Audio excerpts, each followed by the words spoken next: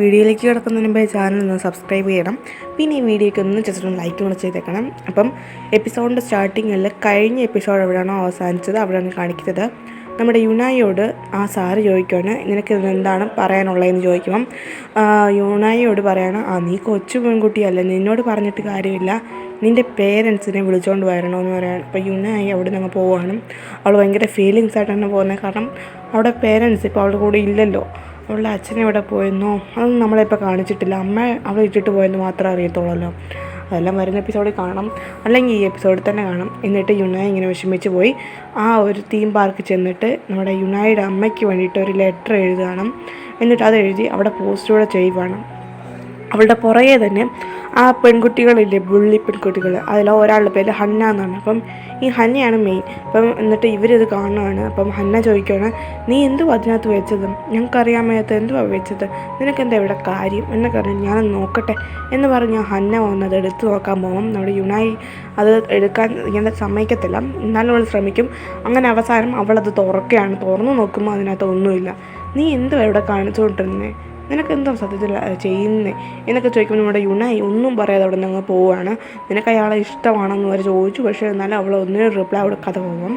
ഈ പെൺകുട്ടികൾ രണ്ടുപേരും കൂടെ ചേർന്ന് ആ ഒരു തീം പാർക്കിനകത്ത് നമ്മുടെ മ്യൂസിഷ്യൻ ഇരിക്കുന്ന സ്ഥലത്തേക്ക് ആരും പറയാതെ ഒളിഞ്ഞു കയറുകയാണ്. എന്നിട്ട് അവിടെയുള്ള തിങ്സൊക്കെ ഇങ്ങനെ നോക്കുകയാണ്. ചിലതൊക്കെ തൊട്ട് നോക്കുന്നു, എടുത്ത് നോക്കുന്നു. എന്നിട്ട് ഇവിടെ നടക്കുന്നത് എന്താണെന്ന് അറിയണം. പിന്നെ അദ്ദേഹം ഇവിടെ എത്ര നാളുടെ ഈ പൊടി പിടിച്ച സ്ഥലത്ത് താമസിക്കും? പിന്നെ അത് നമുക്ക് അറിയണം, ഒരു ക്യാമറ ഫിക്സ് ചെയ്യണം. അപ്പോൾ കറക്റ്റായിട്ട് അവിടേക്ക് ആ മെജിഷ്യൻ വരികയാണ്. മെജിഷ്യൻ വന്ന് കണ്ടതും അവൾ ആ ക്യാമറ മാറ്റുകയാണ്. നീ എന്താ എൻ്റെ സ്ഥലത്ത് ചെയ്യുന്നതെന്ന് ചോദിക്കുമ്പം ഞാൻ ജസ്റ്റ് ഇവിടെ നിന്ന് കറങ്ങാൻ വന്നതെന്നാണ് അവൾ കണ്ണം പറയാണ്. എന്ത് കറങ്ങാനോ? അല്ല, നിൻ്റെ കയ്യിലെന്താ ഉള്ളത്? മര്യാദക്ക് കാണിക്കാം. എൻ്റെ കയ്യിലൊന്നും ഇല്ല. എന്നിട്ട് അവൾ തിരിഞ്ഞ് നടക്കുമ്പം നിൻ്റെ കയ്യിലെന്തോ ഉണ്ട്, മര്യാദയ്ക്ക് കാണിക്കുക എന്ന് ചോദിക്കുമ്പം അവളാണെങ്കിൽ ആദ്യം മടിക്കുന്നുണ്ട്. എന്നിട്ടും നിൻ്റെ കയ്യിലെന്തോ ഉണ്ടെന്ന് പറയുമ്പം അവൾ കാണിക്കുകയാണ്. സത്യത്തിൽ അവളുടെ കയ്യിലുള്ളത് അവിടെ നിന്ന് എന്തോ അടിച്ചു മാറ്റിയ സംഭവമാണ്. അവൾ ക്യാമറ അവിടെ ഫിക്സ് ചെയ്തിരുന്നു. അപ്പം നീ എന്താ ഇവിടെ എന്താ ഇത് എടുത്തതെന്ന് ചോദിക്കുമ്പം എനിക്കത് ഇഷ്ടപ്പെട്ടു, അതുകൊണ്ട് എടുത്തതെന്ന് ചോദിക്കും പറയും. ഒരു മെജീഷ്യൻ്റെ തിങ് ഇങ്ങനെ മോഷ്ടിക്കുന്നത് അത്ര നല്ലതല്ല, അയാളെ ഇങ്ങനെ അപമരിക്കാതിനെ തുല്യമാണ് എന്ന് ആ പുള്ളി പറയാണ്. അപ്പം ഇത് കേട്ടിട്ട് അവളാണെങ്കിൽ അവിടെ നിന്ന് പോവുകയാണ് നൈസായിട്ട്. സത്യം പറഞ്ഞാൽ അവളെ ക്യാമറ ഫിക്സ് ചെയ്തിരുന്നു, അതെല്ലാം റെക്കോർഡ് ചെയ്യുന്നുണ്ട്. പിന്നീട് ക്ലാസ് റൂമാണ് കാണിക്കുന്നത്. നമ്മുടെ ഹൻസുജിനൊരു ടെക്സ്റ്റ് നടക്കുവാണ് ഇംഗ്ലീഷിൻ്റെ. അവനാണെങ്കിൽ ആ മാജിക്കിൻ്റെ ഇതായിട്ട് ആ പെന്നിങ്ങനെ മാറ്റി മാറ്റി ചെയ്യുന്നു. ചെറുതായിട്ട് മാജിക്ക് പഠിച്ചു വരുന്നുണ്ട്. യുനായിട്ട് എഴുതുന്നത് ഇതാ ടീച്ചർ നോട്ട് ചെയ്യുന്നുണ്ട്. പിന്നീട് അവൻ്റെ വീട്ടിൽ അവൻ്റെ അമ്മ റൂമിൽ തിങ്സൊക്കെ ഇങ്ങനെ ക്ലീൻ ചെയ്തുകൊണ്ടിരിക്കുമ്പം അവൻ്റെ ആ ഒരു കബോർഡിൽ നിന്ന് മറ്റേ ആ കാർഡിൽ ബട്ടർഫ്ലൈ കാർഡ് അത് കിട്ടുകയാണ്. എന്നിട്ട് അവൻ്റെ ഡ്രോ തുറന്ന് നോക്കുമ്പോൾ അതിൽ ഒരുപാട് ചീട്ടുകളും പിന്നെ അതുപോലെ തന്നെ മാജിക് ചെയ്യുന്ന തിങ്സും ഒരുപാട് ബട്ടർഫ്ലൈസും അങ്ങനെ എല്ലാ സാധനങ്ങളും ഇരിക്കുന്നു. ഇതെല്ലാം കണ്ടിട്ട് അമ്മയ്ക്ക് ദേഷ്യം വരികയാണ്. ഇവൻ പഠിക്കാൻ വേണ്ടി കഴിഞ്ഞാൽ ഇവൻ മാജിക്കാണ് പഠിക്കുന്നതെന്ന് അവർക്ക് ദേഷ്യം വരികയാണ്. പിന്നീട് നമ്മുടെ യുനായിനാണ് അവൾ വീട്ടിലേക്ക് ചെല്ലുമ്പോഴത്തേനും അവിടെ അവളുടെ അനിയത്തി നല്ല രീതിയിൽ പാട്ട് പാടുന്നുണ്ട്. കുറച്ച് കഴിയുമ്പോൾ ഒരു ആണിന് ശബ്ദം. ഇത് മറ്റാരുടെയല്ല, യുനായിയുടെ അച്ഛൻ്റെയാണ്. അപ്പം ഇവളുടെ അച്ഛനെന്താ ഇവിടെ എന്നറിയാം. അവൾ ഓടിച്ചു നോക്കുമ്പോൾ നമ്മുടെ യുനായിയുടെ അനിയത്തി അച്ഛനെ സന്തോഷത്തിയിരിക്കുകയാണ്. അച്ഛനെ കണ്ട സന്തോഷത്തിൽ ആദ്യം അവൾ നല്ലപോലെ സന്തോഷിക്കുന്നുണ്ട്. നമുക്ക് കരയണോ ഒന്നും അറിയത്തില്ല, നല്ലപോലെ സന്തോഷിച്ച് മോളെ നീ നല്ലതായിട്ട് വലുതായി, എൻ്റെ കുഞ്ഞു മോളെ നന്നായിട്ട് നോക്കി, അതിന് താങ്ക് യു, അതിന് നേരെ താങ്ക് യു പറയണ്ട അച്ഛാ കഴിക്കുക എന്ന് പറയാണ്. അപ്പം അവൾ പറയാണ്, അച്ഛാ നാളെ ഇന്ന് സ്കൂളിൽ വരാവോ, ഒരു കാര്യമുണ്ടെന്ന് പറയുമ്പം അതിന് നമ്മളെ നാളെ വരാമല്ലോ എന്ന് പറയാണ്. എന്നിട്ട് യുനായി ഈ പ്രശ്നം തനിയെ സോൾവ് ചെയ്യണമെന്ന് പറഞ്ഞു.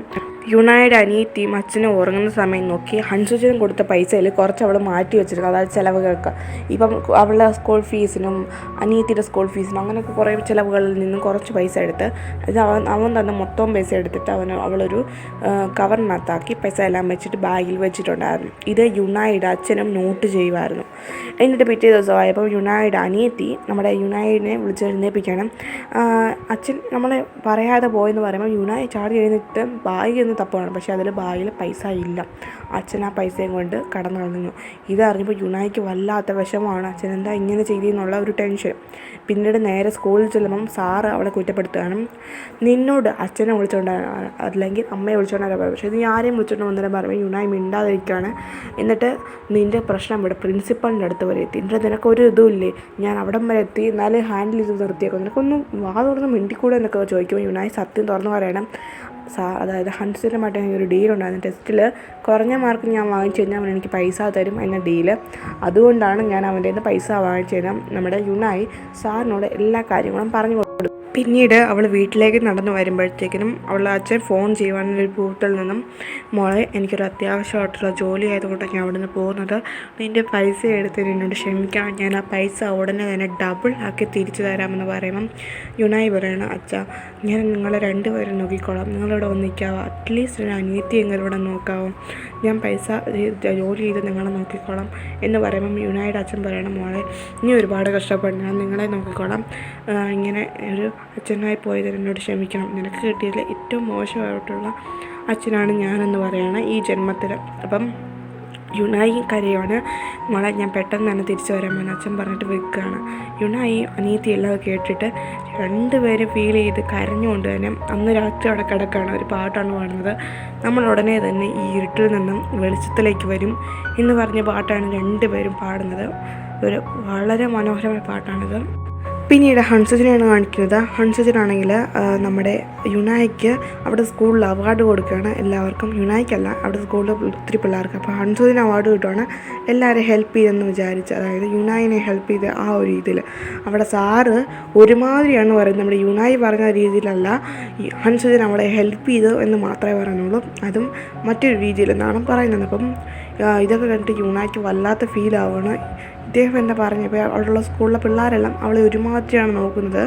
അപ്പോൾ ക്ലാസ്സിലെ പിള്ളേരാണേലും എല്ലാവരും ഇവളിങ്ങനത്തെ പെൺകുട്ടിയായിരുന്നു എന്നല്ല, അവളിങ്ങനെ മാറി നിൽക്കുമ്പോൾ ഹൻസിന് അടുത്തേക്ക് വരികയാണ്, എടി എന്നോടൊന്നും മിണ്ടുമെങ്കിലും ചെയ്യും, ഇങ്ങനെ വിഷമിച്ച് നടക്കാതെ, ഞാൻ തെറ്റ് ചെയ്തു, അതിന് നീ എന്നോടൊന്ന് വഴക്ക് പറ, ഇങ്ങനെ എന്നോട് മിണ്ടാൻ നടക്കല്ലേ എന്ന് പറയുമ്പോൾ നമ്മുടെ യുനായി പറയണം, ഞാൻ വിചാരിച്ചു പൈസയാണ് ഏറ്റവും മുഖ്യം, അതായത് ഈ സമൂഹത്തിൽ വിജയിക്കാൻ, പക്ഷേ അതല്ല മുഖ്യം, നമ്മളെ എല്ലാവരും നോക്കുന്നത് ബഹുമാനിക്കുന്നതാണ് എന്ന് പറയുകയാണ് നമ്മുടെ യുനായി. അപ്പം ഹൻസജിനും ഫീൽ ആവണം, അവൾ വളരെയധികം ഫീൽ ചെയ്താണ് ഇതെല്ലാം പറയുന്നത്.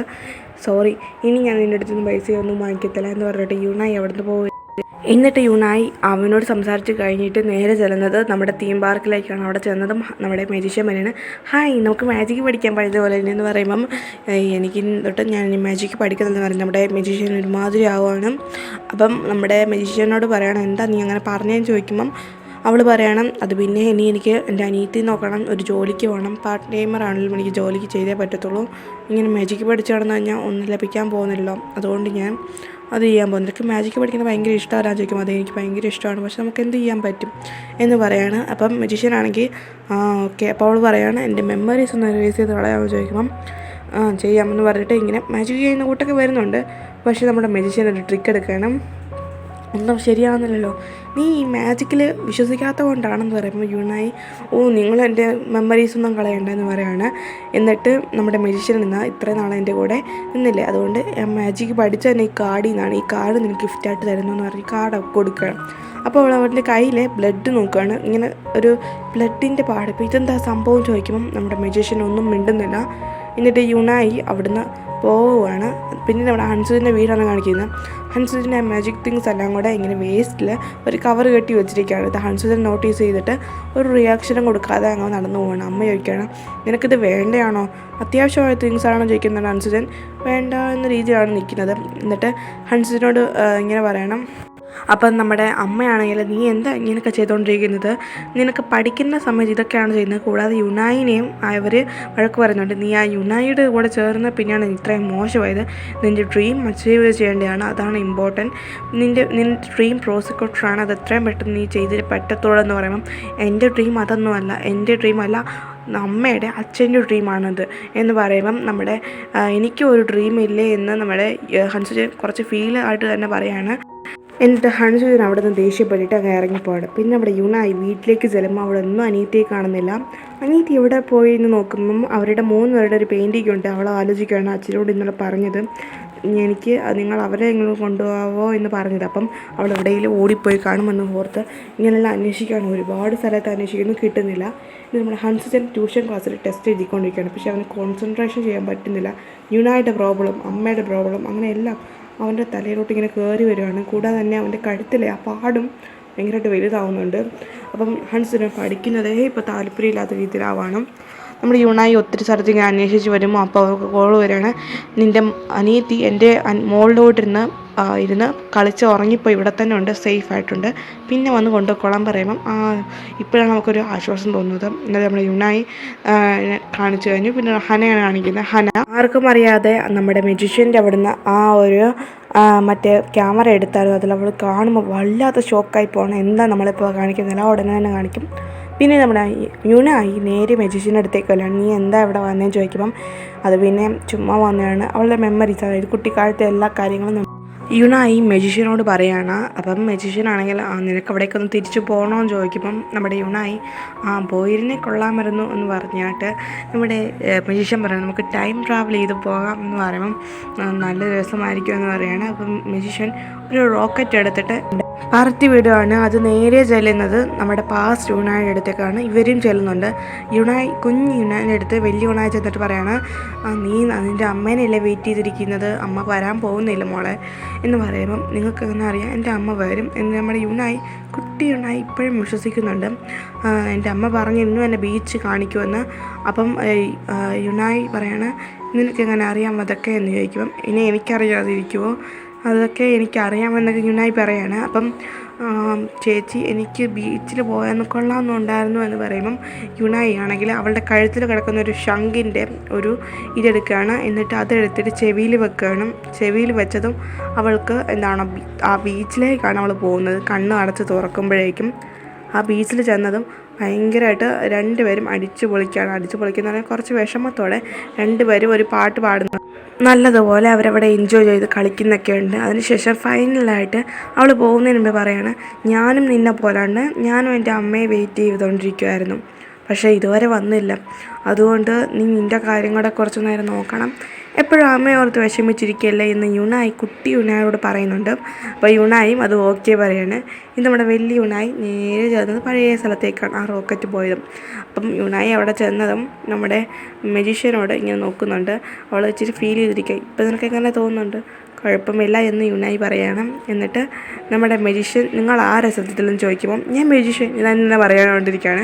എന്നിട്ട് നമ്മുടെ യുണായിക്ക് പിന്നെയും മാജിക് പഠിക്കണം എന്ന് തോന്നി അവൾ ആ ബോൾ കയ്യിലിട്ട് ഉരുട്ടിക്കൊണ്ടിരിക്കുകയാണ്.